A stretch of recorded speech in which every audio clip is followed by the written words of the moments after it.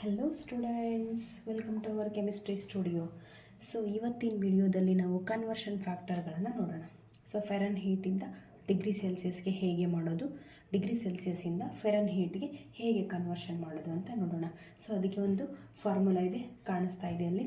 So T of it means temperature of Fahrenheit equal to 9 divided by 5 plus degree Celsius temperature plus 32. So question ನೋಡೋಣ. A measured temperature on Fahrenheit scale is 200 Fahrenheit. What will this reading be on Celsius scale? So same formula ಹೇಗಿದೆ ಅದನ್ನ ಕೆಳಗಡೆ ತಗೊಳ್ಳಿ. So temperature of Fahrenheit equal to 9 plus 5 plus temperature of degree Celsius plus 32. So ನಮಗೆ ಕೊಟ್ಟಿರೋ given reading ಏನು ಅಂತಂದರೆ 200 Fahrenheit. So ಫೆರನ್ ಹೀಟನ್ನು ಇಲ್ಲಿ ಪುಟ್ ಮಾಡಿ ಈಕ್ವಲ್ ಟು 9.5. ಸೊ ನಾವು ಇದನ್ನು ಫೈಂಡ್ ಔಟ್ ಮಾಡಬೇಕಾಗಿದೆ. ಪ್ಲಸ್ 32.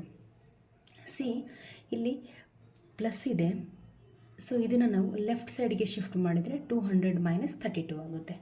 ಸೊ ಇಲ್ಲಿ ಡಿನಾಮಿನೇಟ್ರಲ್ಲಿ 5 ಇದೆ, ಇದನ್ನು ನಾವು ಲೆಫ್ಟ್ ಸೈಡಿಗೆ ತೊಗೊಂಡೋದ್ರೆ ಮಲ್ಟಿಪಲ್ ಮಾಡಬೇಕಾಗುತ್ತೆ ಈ ನಂಬರನ್ನು ಈ ನಂಬರ್ ಜೊತೆನಲ್ಲಿ. ಸೊ ಹಾಗೆ 9 ಬಂದುಬಿಟ್ಟು ನ್ಯೂಮರೇಟರಲ್ಲಿದೆ, ಇದನ್ನು ನಾವು ಲೆಫ್ಟ್ ಸೈಡ್ಗೆ ತೊಗೊಂಡು ಬಂದರೆ ಅದು ಡಿವೈಡಿಂಗ್ ಪ್ಲೇಸಲ್ಲಿ ಬರುತ್ತೆ. So 5 of 200 minus 32 divided by 9. So ಇದನ್ನು ನಾವು ಸಾಲ್ವ್ ಮಾಡಿದಾಗ ನಮಗೆ ಸಿಗ್ತಕ್ಕಂಥ ಆನ್ಸರ್ ಏನು ಅಂತಂದರೆ ಅದು ಟೆಂಪರೇಚರ್, ಅದು ಯಾವುದರಲ್ಲಿದೆ, ಡಿಗ್ರಿ ಸೆಲ್ಸಿಯಸಲ್ಲಿದೆ. So temperature in degree Celsius we got 93.3 degree Celsius. That's all. Thank you.